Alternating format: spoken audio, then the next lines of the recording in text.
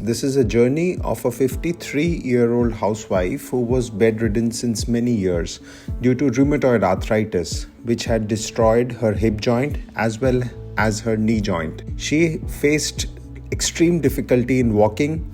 She needed support to even do her daily activities like going to the washroom, and was supported by 3 or 4 people to walk a few steps.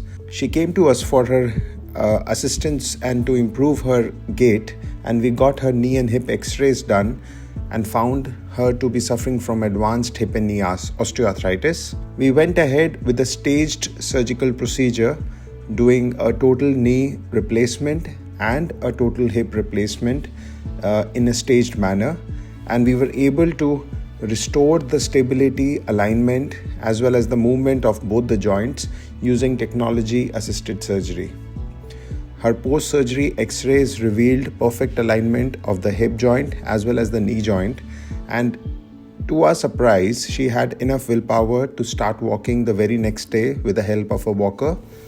She was quite motivated to climb the stairs the very next day and went home unassisted without any support the third day from the day of surgery. She had a decent knee range of motion.